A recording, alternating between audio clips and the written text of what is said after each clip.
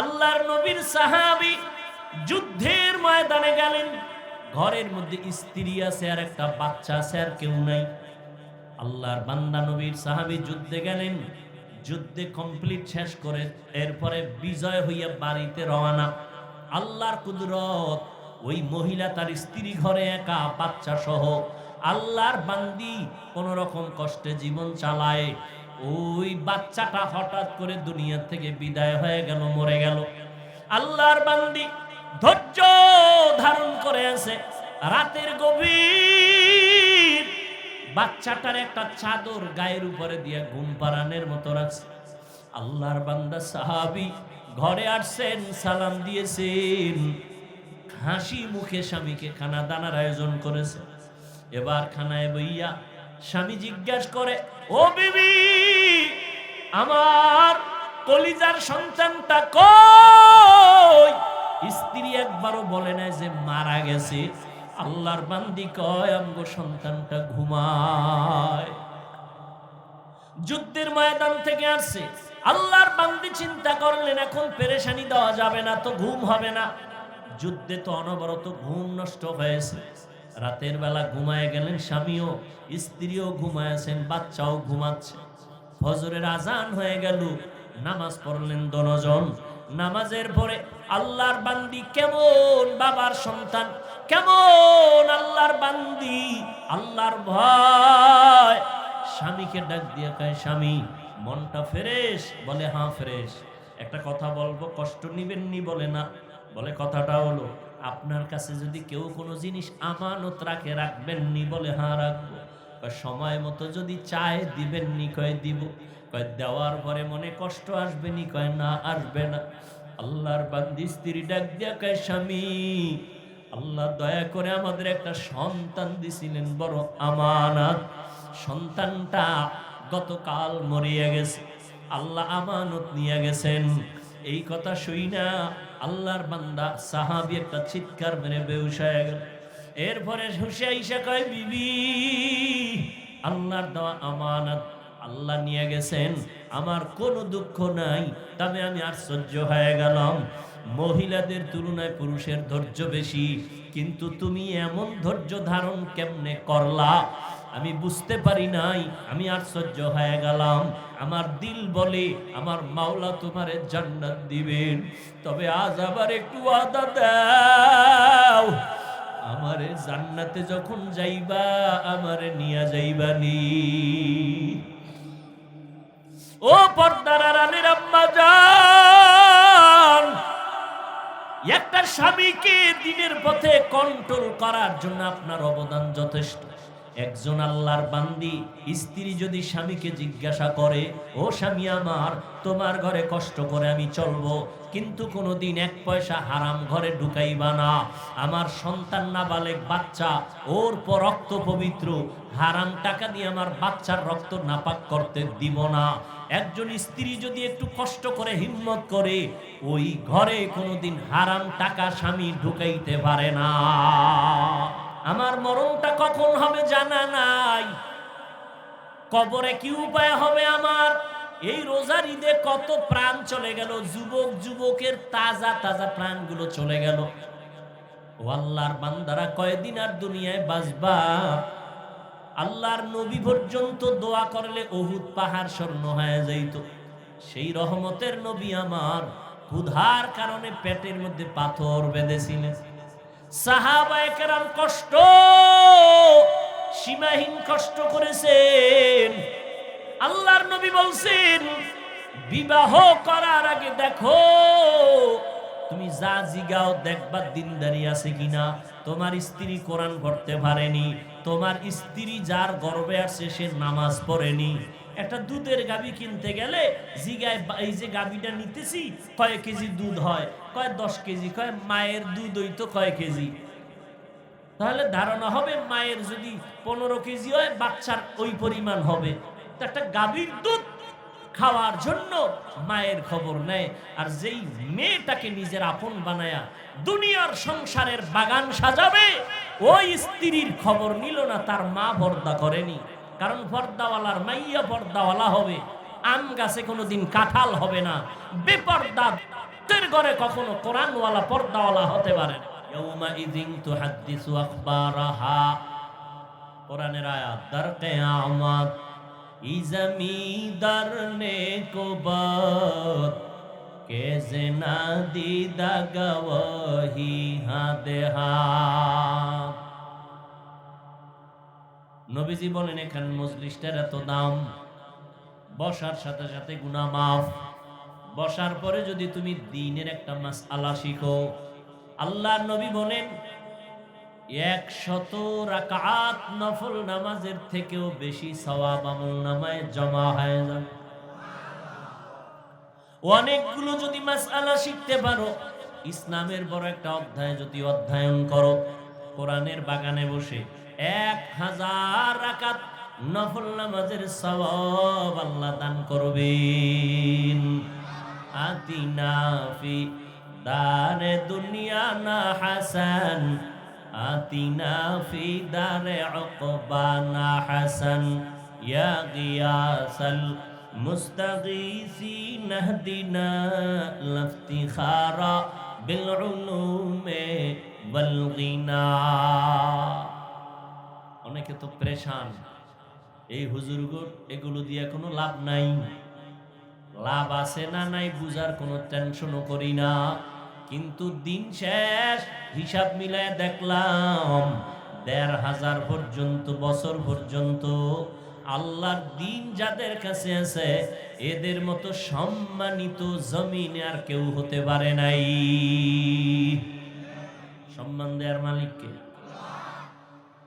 আল্লাহ চোখের সামনে দেখায় দিলেন। কোরআন ওয়ালাদের এত দাম। আল্লাহ পাক যাকে সম্মান দেন তার কোনো ডিগ্রি লাগে না। দুনিয়ার মানুষ সম্মানের চেয়ারে বসাবার জন্য ডিগ্রি খুঁজে, আর আমার আল্লাহ পাক যারে পছন্দ করেন তারে সম্মানের চেয়ারে বসাইয়া যা যোগ্যতা প্রয়োজন দিয়ে দেন। আল্লাহ যোগ্যতা দেখে চেয়ারে বসায় না, চেয়ারে বসাইয়া যোগ্যতা দিয়ে দেয়। আল্লাহ পাকের নিজাম। দুনিয়ার মানুষের সিস্টেমের টোটাল উল্টা। আল্লাহ পাক জমিনের মধ্যে আমলের পরীক্ষার জন্য আমাদের পাঠাইছেন। পরীক্ষায় যদি পাশ করতে চাও, ধৈর্য নামের পুঁজিটা অর্জন করো। ধৈর্য বড় দামি একটা সম্পদ। ধৈর্য যারা অর্জন করতে পারবে, আল্লাহ তাদের বড় বড় 2টা পুরস্কার দান করবেন। একটা পুরস্কার দিবেন দুনিয়ায়, আর একটা পুরস্কার দিবেন আখিরাতে। দুনিয়ার পুরস্কার হলো আল্লাহ বলেন আমি তার সঙ্গী হয়ে থাকব। ইয়া আইয়ুহাল্লাযীনা আমানুস্তাঈনু বিস-সাবরি ওয়াস-সালাহ ইন্নাল্লাহা মা'আস-সাবিরিন।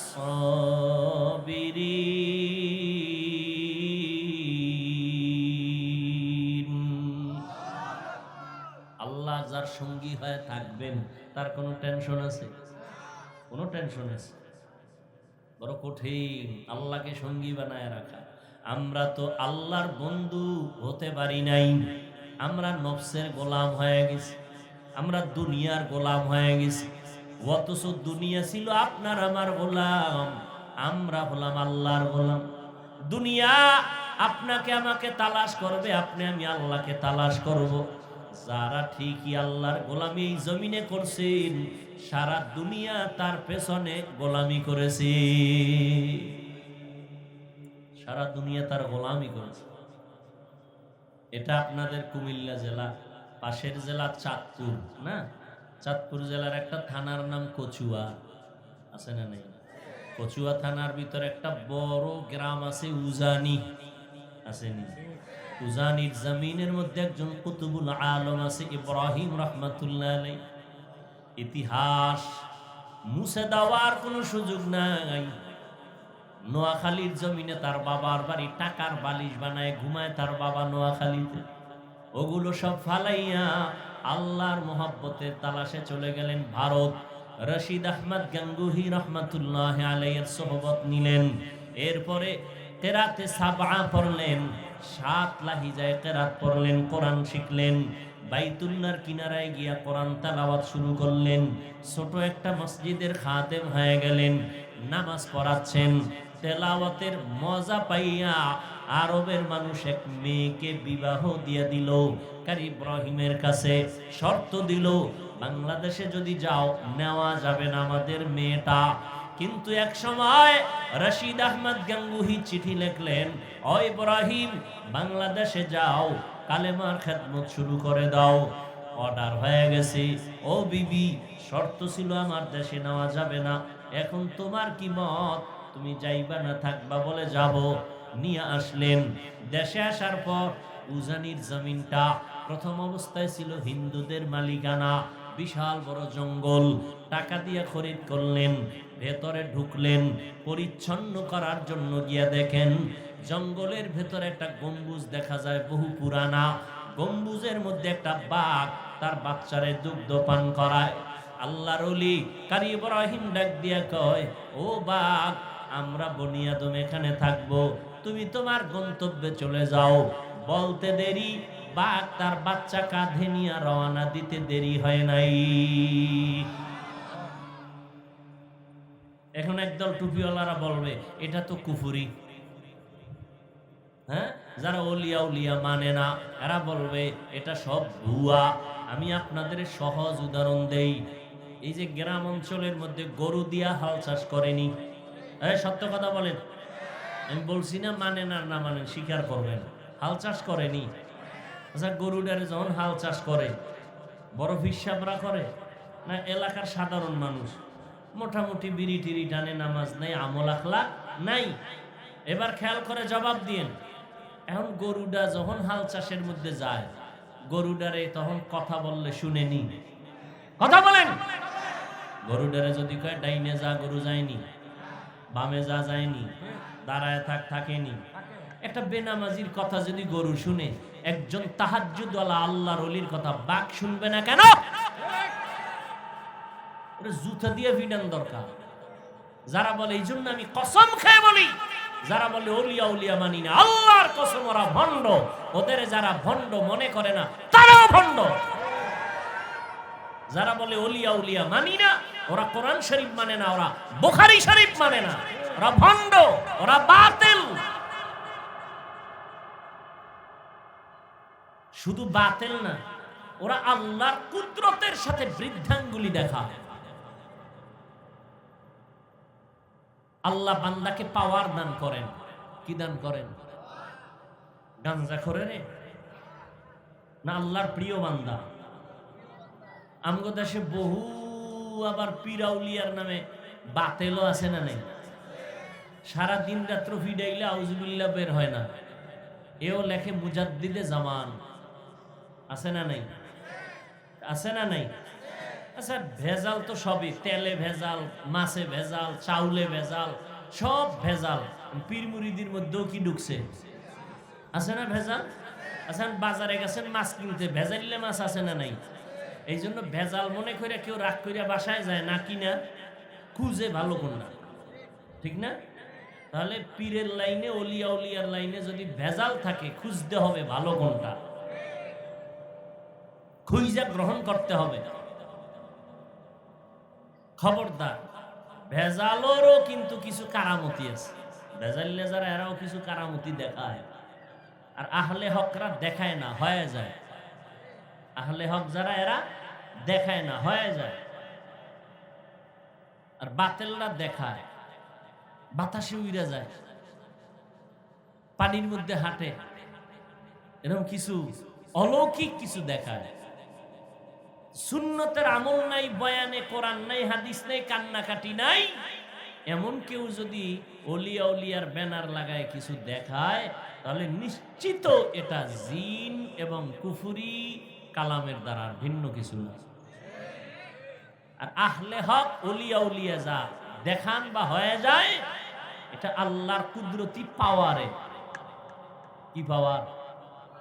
দলিল নিবেন যারা, দলিল নিতে চান আমি দলিল দিই 1 মিনিট। কোরআনের আয়াত, আল্লাহ তার বিশেষ বান্দাকে পাওয়ার দান করেন। ওই পাওয়ারের নাম কোরআনের ভাষার শব্দ ফুরকান। ইয়া আইয়ুহাল্লাযীনা আমানু ইন তাত্তাকুল্লাহ ইয়াজআল লাকুম ফুরকানা। যারা তাকওয়ার উপরে মুজাহাদা করে, চেষ্টা করে, আল্লাহ তাদের ফুরকান নামের পাওয়ার দান করেন। মা মা'নাল ফুরকান হুয়া নূরুম মিন ইলাহি। ফুরকান মানে আল্লাহর দেওয়া একটা নূরের আলো। কিসের আলো? এখন এই নূর দিয়া কি করে? এবার শুনেন রাসূলের হাদিসের দলিল। ক্বালান নবিয়্যু সাল্লাল্লাহু আলাইহি ওয়া আলিহি ওয়া সাল্লাম ইত্তাকু ফিরাসাতাল মুমিন ফাইন্নাহু ইয়ানজুরু বিনূরিল্লাহ। আল্লাহর নবী বলেন, ও উম্মতেরা, আল্লাহর প্রিয় বান্দা, আমার প্রিয় উম্মত, এদের মধ্যে আল্লাহ ফেরাসাতের মাকাম দান করেন। এই ফেরাসাতের মাকাম দিয়া এদের ব্যাপারে তোমরা সতর্ক থাকিও।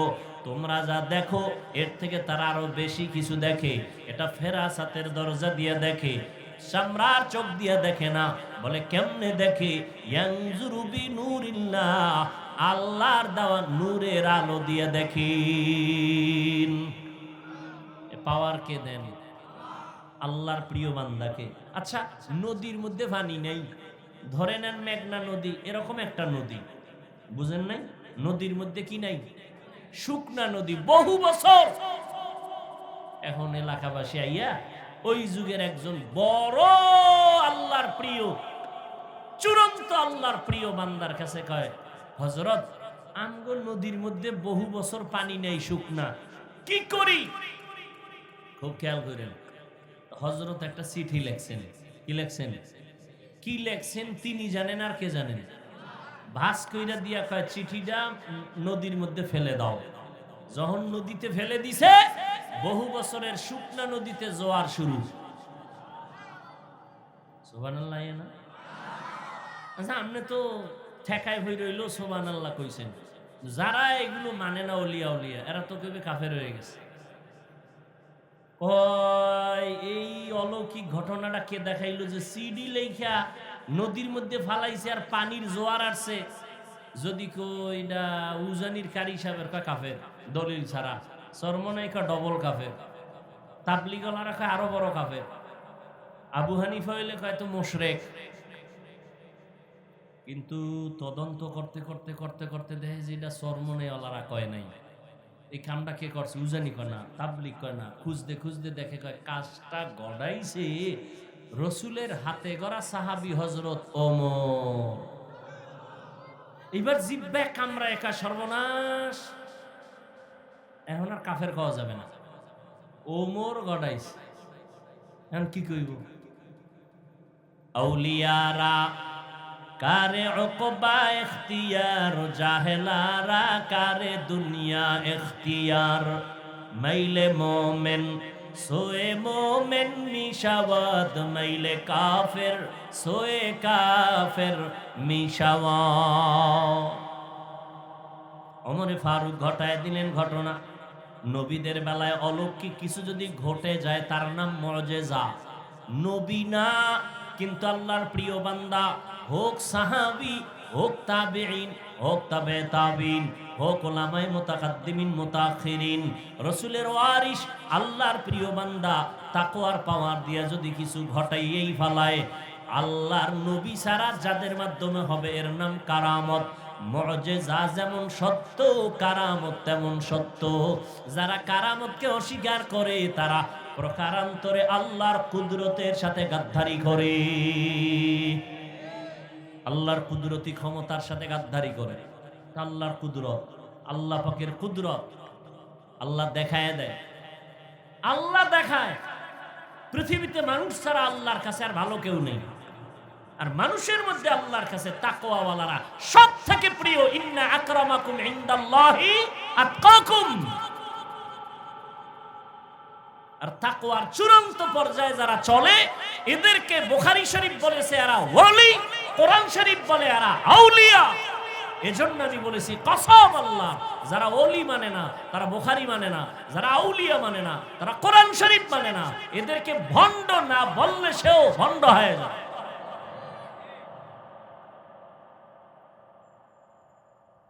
খুব সাবধান।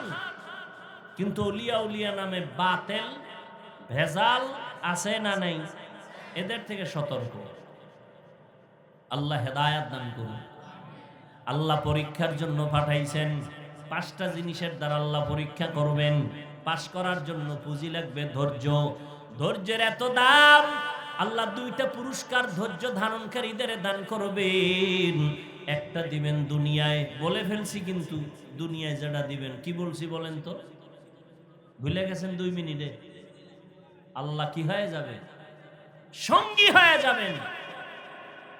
এ তো কোরআনের আয়াত। আখিরাতের যেই পুরস্কারটা আল্লাহ দিবেন, এটাও আল্লাহ আখিরাতের বেলায় কোরআনে বলেছেন, ইন্নামা ইউওয়াফাস সাবিরুনা আজরাহুম বিগাইরি হিসাব। আল্লাহ ধৈর্য ধারণকারীদের কিয়ামতের দিন বিনা হিসাবে জান্নাত দিয়ে দিবেন। জান্নাত চাইতো ইনশাআল্লাহ। কেউ আপনাদের আওয়াজ নাই কেন? জান্নাত চাননি? হিসাব দিয়া না হিসাব ছাড়া? না দুনিয়াতে যেই পাওয়ার টাওয়ার লয়ে বয়ে রইছেন, একটা ঠেলা আল্লাহর লাগেও দিবেন যে না আল্লাহর সাথেও বুঝপাড়া কইরা জান্নাতে যাব। হ্যাঁ, চলবে কোনো পাওয়ার? কোটি টাকার মালিক দেখো অভাব হয় না দূর, গরিবে ঘুমায় আরাম করে মনটা বাহাদুর। ফেরাউনের লাশটা দেখো মিশর জাদু ঘরে, খায় না মাটি পোকা মাছি সবাই ঘৃণা করে। হৃদয়ে থাকিবে যার নম্রতা সদা, রহমত আসিবে সেথা প্রভুর ওয়াদা।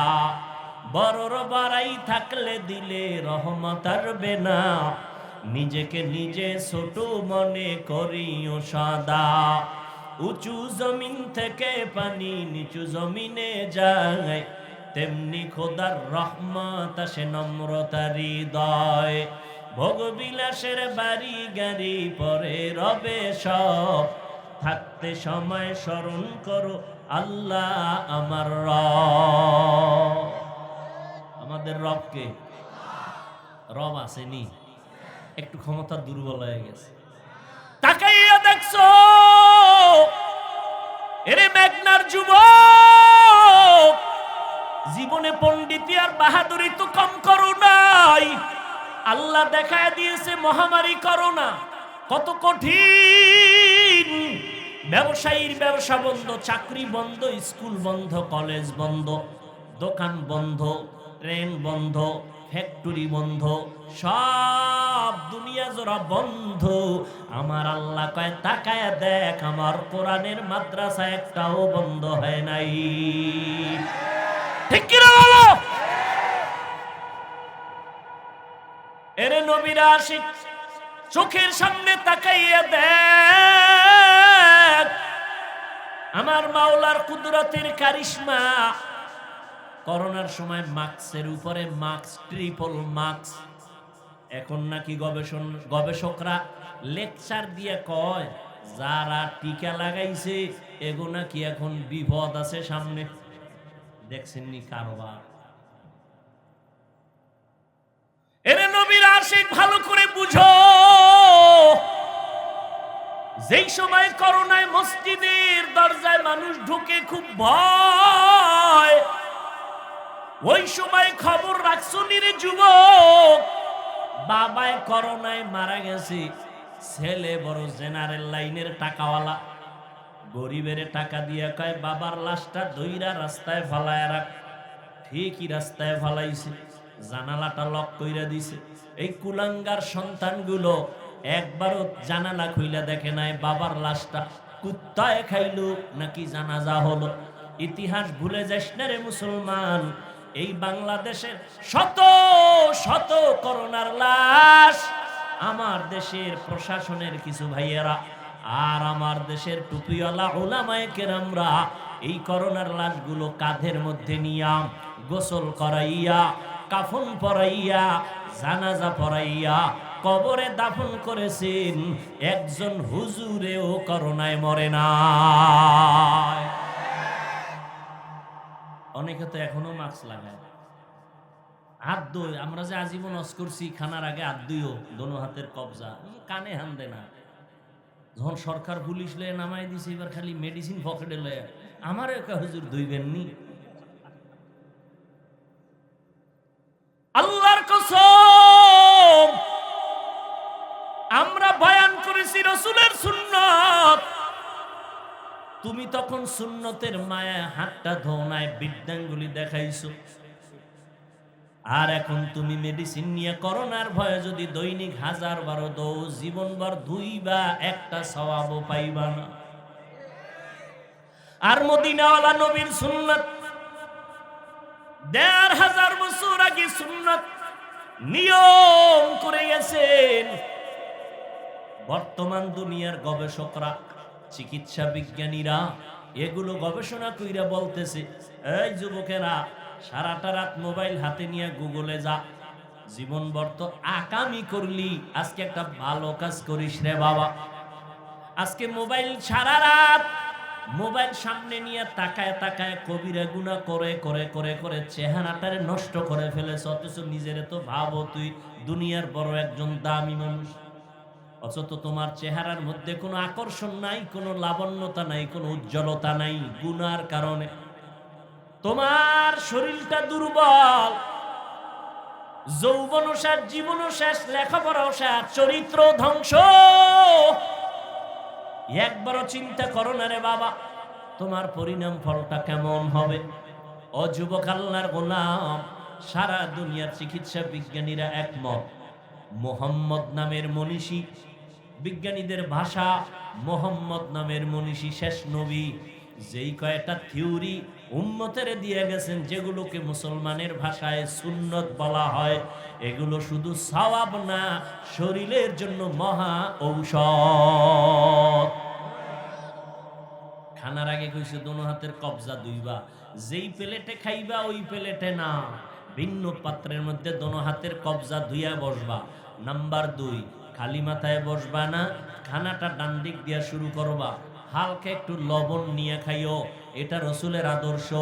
খানার নিচে দস্তারখান বিছাও, পরে গেলে উঠাইয়া খাও, দোয়া পড়ো। খানার শেষ প্লেটটা আঙ্গুল দিয়া চেটে খাও, আবার হাতটা যখন খানার পরে ধুইবা, দোনো হাতের কবজা ধুইও, ভিন্ন পাত্রে, খানার প্লেটে না। 3 নাম্বার দামি একটা নবীর আদর্শ, খানা খাইয়া যে তোমরা জুটা বানাও, জুটা। তুমি বান্দার আল্লাহর কাছে এত দাম, তোমার মুখের জুটাটাও আল্লাহ বৃথা ফালায়া দেয় নাই। আল্লাহ কয় জুটাটা আর এক দল মাখলুকতের রিজিক হয়ে গেছে, তুই খাও না, এটা খাইবে বিড়ালে, তুই যেটা খাও না এটা খাইবে কুকুরে, তুই যেটা খাও না বান্দে খাইবে জিনে। অতএব খানার জুটাটা এটা একটা শুকনা পাত্রে রাখবি, শুকনা জায়গায় ফালাবি, বিড়াল যেন খায়া শুকর আদায় করে, কুকুর খাইয়া যেন শুকর আদায় করে, পানির মধ্যে ফেলবি না। গাদ্দারিয়ার রসুলের সুন্নতের বিপরীত আমল। সুন্নত হলো শুকনা পাত্রের মধ্যে জুটা ফালাও, পানির মধ্যে ফেলবা না, আল্লাহ বেজার হয়ে যাবে। কি ওয়াজ নিবেন আজকে বাড়িতে? এই একটা ওয়াজ নিয়ে যান যে জীবন ভর আর জুটা পানিতে ফেলবো না। বিড়ালের খানা, কুকুরের খানা, জিনের খানা নষ্ট করবেন কেন? খবরদার, রাসূলের সুন্নাত শরীরের জন্য মহা ঔষধ। রোজা, এই যে রমাজান গেল, কত আল্লাহর বান্দা রোজা রাখে নাই, আছে না নাই? একদল হাসতে হাসতে বলছে আমি রোজা রাখবো কেন, আমার ঘরে কি ভাতের অভাব? আমরা কি ভাতের অভাবে রোজা রাখছি? আবার একদল রোজা রাখছে তারাবি পড়ে নাই, এখানে আশিকে রাসূলের কেউ নাই। আবার তারাবি পড়েছে কিন্তু পুরাটা 20 রাকাত পড়ে নাই, আছে না নাই? কেউ ভাই পড়লা পুরাটা কেন পড়লা না? কয় আমার ঘুমের ভিতরে নবীর সাহাবী ওমরের সাথে ঝগড়া হয়েছিল, এই জন্য আমি 20 রাকাত পড়ি না। আল্লাহ হেদায়েত দান করে। হায় হায় হায়, এই যে এখানে এত মানুষ ফজর পড়ে নাই, জোহর পড়ে নাই, আসর পড়ে নাই, মাগরিব পড়ে নাই, এশাও পড়ে নাই, পুরা আশিকে রাসূল এখানে বয়ে রয়েছে। টাটকা আশিক চায়ের দোকানে গিয়ে কইবে অষ্টা যাই হয়েছিল কিন্তু অমুক জায়গা দিয়ে বাস দিয়ে গেছে। কে কইব যে 24 ঘন্টা সুন্নতের বিরুদ্ধে চলে? সে বলে। আল্লাহ আপনি হেদায়াত দান করুন। আল্লাহ তাআলা পরীক্ষার জন্য পাঠাইলেন রে যুবক। 5টা জিনিসের দ্বারা আল্লাহ পরীক্ষা নিবেন। পাস করার জন্য একটা পুঁজি লাগবে, ধৈর্য। ধৈর্য নামের এই পুঁজি অর্জন করলে 5টা জিনিসে পাস। 1 নাম্বার যেই জিনিসটা দিয়া আল্লাহ পরীক্ষা নিবেন ওই জিনিসের নাম হলো ভয়। মিনাল খাউফি ওয়াল জু'। 1 নম্বরে হলো ভয়। ইমাম শাফিঈ রাহমাতুল্লাহ আলাইহি বলেন এখানে ভয় দ্বারা উদ্দেশ্য হলো আল্লাহ তাআলার ভয়। বান্দা তুমি পর্দা করলে আল্লাহ খুশি, তোমার ম্যাডাম বেজার, শালি দুলাবাই বেজার, আল্লাহরে বেজার করবা না তোমার ম্যাডাম রে বেজার করবা, এটাই হলো তোমার ইমানের পরীক্ষা। ভালো করে বুঝো। আবার আর একটা ভয় আছে মানুষের পক্ষ থেকে ভয়। যদি এখানে কোরআনের বয়ান দাও একদল বলে হতে দিব না, আছে না নেই? এই ভয়ে কি তুমি আল্লাহর দ্বীনের কাজ ছাইরা দাও না মজবুত করে ধরো? এটাও তোমার পরীক্ষা। একটা মাইয়ার জন্য একটা যুবক মরে যাবে, আম্মা কয় তোরে এমপির মাইয়া এনে দেব, দরকার নেই, আমার ফেতনি বালা। একটা মাইয়ার জন্য তুই জীবন দিয়ে পাইলে কি? তার ঘামের থেকে মেশকের ঘেরান, কয় না। তাহলে তার জন্য জীবন দিবে কয় ভালোবাসা। নেতার জন্য জীবন দেয়, দলের জন্য জীবন দেয়, ব্যক্তির জন্য জীবন দিতে পারো। যেই মানুষটা একটা মানুষের জন্য জীবন দেও, আমি বান্দা যেই নবীর আদর্শের কারণে আজকে এই সম্মানের চেয়ারে বসছি, আল্লাহর মোহাব্বতে আমি কেন সেই দিনের জন্য নবীর জন্য জীবন দিব না? এটা তুমি বুঝবা না। এর নাম ভালোবাসা। এর নাম কি? ভালোবাসা। তোমারে, তুমিও মুসলমান আমিও মুসলমান, তোমার আল্লাহ আমার আল্লাহ 2 না 1? এই তাল মিলাও না, হাসা কইরা কও আসলেই কি আল্লাহ 1? সাক্ষী দাও। তোমার নবী আমার নবী, বলো।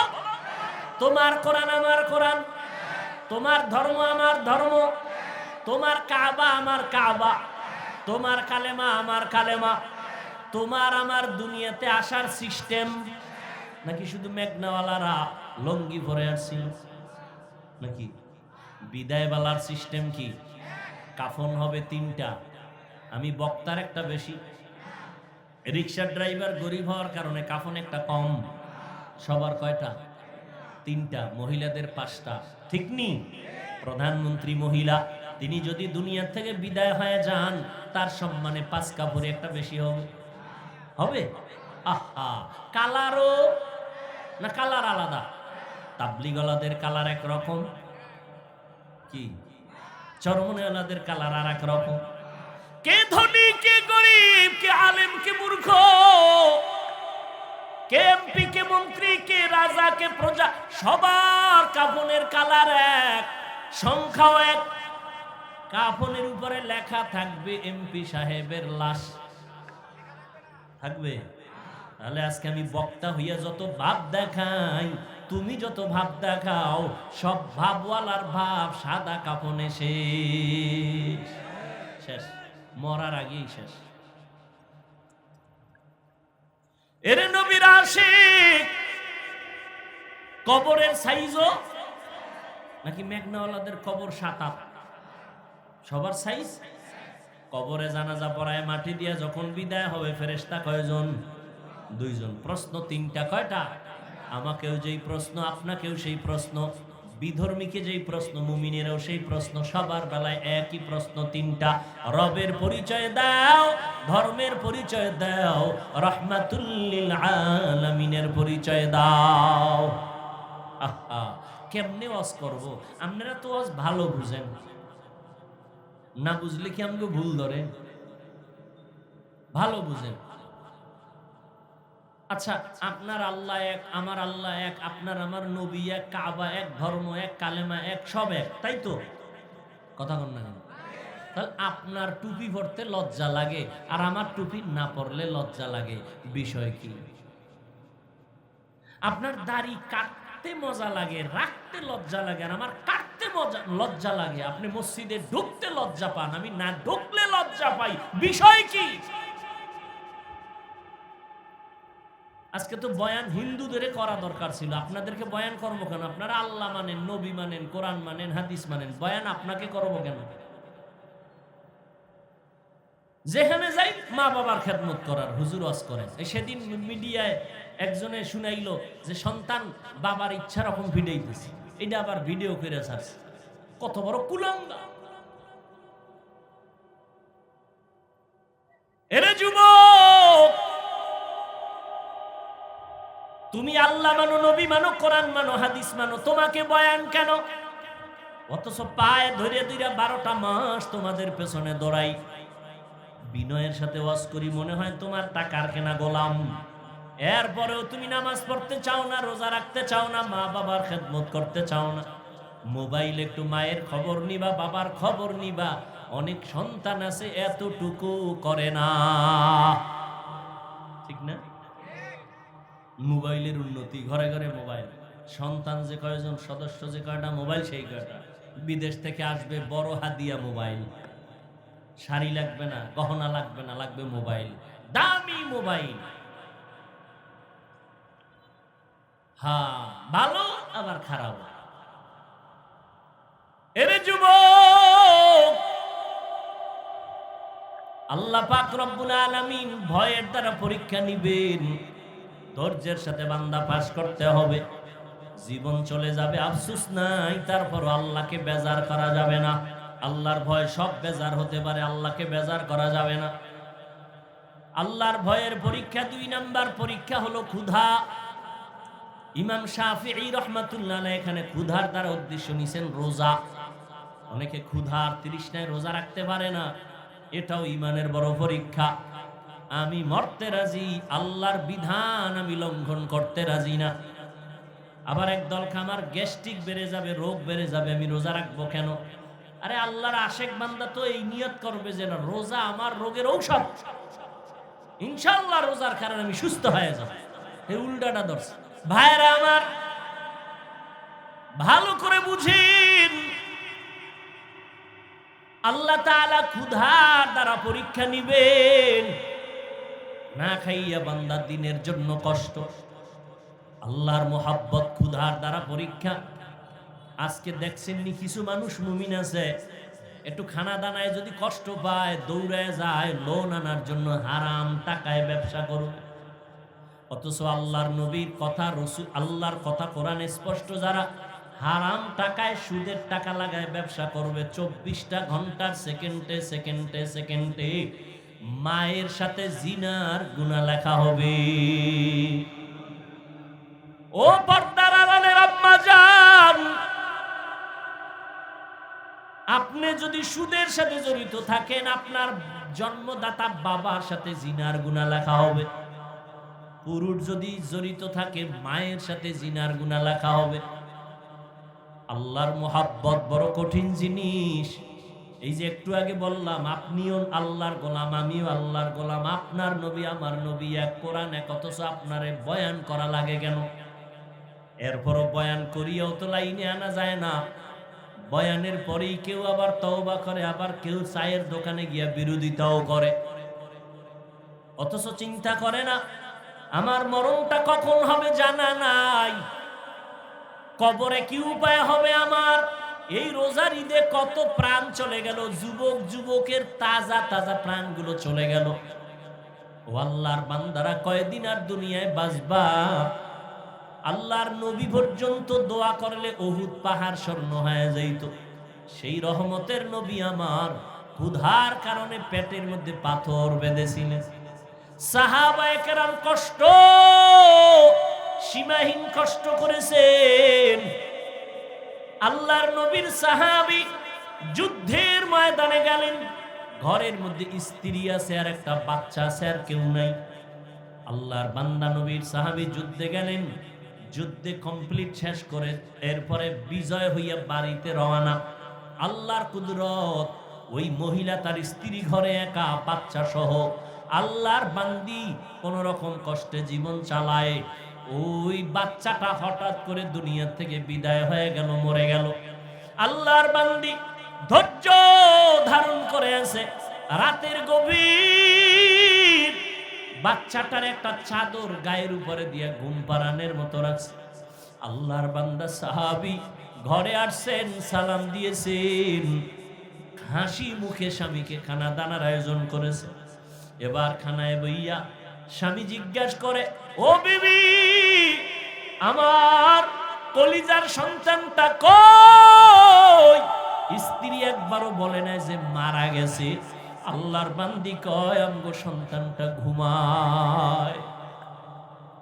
যুদ্ধের ময়দান থেকে আসছে, আল্লাহর বান্দি চিন্তা করলেন এখন পেরেশানি দেওয়া যাবে না, তো ঘুম হবে না। যুদ্ধে তো অনবরত ঘুম নষ্ট হয়েছে। রাতের বেলা ঘুমায় গেলেন স্বামীও, স্ত্রীও ঘুমায়ছেন, বাচ্চাও ঘুমাচ্ছে। ফজরের আজান হয়ে গেল, নামাজ পড়লেন দনজন। নামাজের পরে আল্লাহর বান্দি কেমন বাবার সন্তান, কেমন আল্লাহর বান্দি, আল্লাহর ভয়, স্বামীকে ডাক দিয়ে কয়, স্বামী মনটা ফ্রেশ? বলে হ্যাঁ ফ্রেশ। একটা কথা বলবো, কষ্ট নিবেন নি? বলে না। বলে কথাটা হলো, আপনার কাছে যদি কেউ কোনো জিনিস আমানত রাখে, রাখবেন নি? বলে হ্যাঁ রাখবো। কয় সময় মতো যদি চায় দিবেন নি? কয় দিব। কয় দেওয়ার পরে মনে কষ্ট আসবে নি? কয় না, আসবে না। আল্লাহর বান্দি স্ত্রী ডাক দিয়া কয়, স্বামী আল্লাহ দয়া করে আমাদের একটা সন্তান দিছিলেন, বড় আমানত। সন্তানটা গতকাল মরিয়া গেছে, আল্লাহ আমানত নিয়ে গেছেন। এই কথা শুই না আল্লাহর বান্দা সাহাবী একটা চিৎকার মেরে বেহুশ হয়ে গেল। এরপরে হুশে আইসা কয়, বিবি আল্লাহর দেওয়া আমানত আল্লাহ নিয়ে গেছেন, আমার কোনো দুঃখ নাই, তবে আমি আশ্চর্য হয়ে গেলাম। মহিলাদের তুলনায় পুরুষের ধৈর্য বেশি, কিন্তু তুমি এমন ধৈর্য ধারণ কেমনে করলা আমি বুঝতে পারি নাই, আমি আশ্চর্য হয়ে গেলাম। আমার দিল বলে আমার মাওলা তোমারে জান্নাত দিবেন, তবে আজ আবার একটু ওয়াদা দাও, আমারে জান্নাতে যখন যাইবা আমারে নিয়া যাইবানি। ও পর্দার আড়ালের আম্মা জান, একটা স্বামীকে দিনের পথে কন্ট্রোল করার জন্য আপনার অবদান যথেষ্ট। একজন আল্লাহর বান্দি স্ত্রী যদি স্বামীকে জিজ্ঞাসা করে, ও স্বামী আমার, তোমার ঘরে কষ্ট করে আমি চলবো, কিন্তু কোনোদিন এক পয়সা হারাম ঘরে ঢুকাইবা না, আমার সন্তান নাবালেগ বাচ্চা, ওর পর রক্ত পবিত্র, হারাম টাকা দিয়ে আমার বাচ্চার রক্ত নাপাক করতে দিব না। একজন স্ত্রী যদি একটু কষ্ট করে হিম্মত করে, ওই ঘরে কোনোদিন হারাম টাকা স্বামী ঢুকাইতে পারে না। এরে আল্লাহ, এই জন্যই তো আল্লাহর নবী বলছেন, বিবাহ করার আগে দেখো তুমি যা জিগাও, দেখবা দিনদারি আছে কিনা। তোমার স্ত্রী কোরআন পড়তে পারেনি, তোমার স্ত্রী যার গর্ভে আছে সে নামাজ পড়েনি। একটা দুধের গাভী কিনতে গেলে জিগায়, এই যে গাভীটা নিতেছি কয় কেজি দুধ হয়? কয় 10 কেজি। কয় মায়ের দুধ হইতো কয় কেজি? তাহলে ধারণা হবে মায়ের যদি 15 কেজি হয়, বাচ্চার ওই পরিমাণ হবে। একটা গাভীর দুধ খাওয়ার জন্য মায়ের খবর নেয়, আর যেই মেয়েটাকে নিজের আপন বানায়া দুনিয়ার সংসারের বাগান সাজাবে, ওই স্ত্রীর খবর নিল না, তার মা পর্দা করেনি। কারণ পর্দাওয়ালার মাইয়া পর্দাওয়ালা হবে, আম গাছে কোনোদিন কাঁঠাল হবে না। বেপর্দা ঘরে কখনো কোরআনওয়ালা পর্দাওয়ালা হতে পারে না। জানের ঘাটতি আল্লাহ সন্তান দিয়ে নিয়ে যাবেন, আবার অসুস্থ বানায় রাখবেন। আল্লাহর মুহাব্বতের পরীক্ষা। তুমি এই জায়গায় ধৈর্য ধারণ করে আল্লাহর উপরে ভরসা করে চলো। 5 নাম্বার ফলের দ্বারা পরীক্ষা। ইমাম শাফি রহমাতুল্লাহ আলাইহি বলেন, এখানে ফল দ্বারা উদ্দেশ্য তোমার সন্তান। মহিলাদেরকে আল্লাহ কোরআনে বলছেন, এরা জমিনের ক্ষেত, ক্ষেতের ফসল হলো সন্তান। এই সন্তান দিয়ে আল্লাহ পরীক্ষা নিবেন। ইন্নামা আমওয়ালুকুম ওয়া আওলাদুকুম ফিতনা।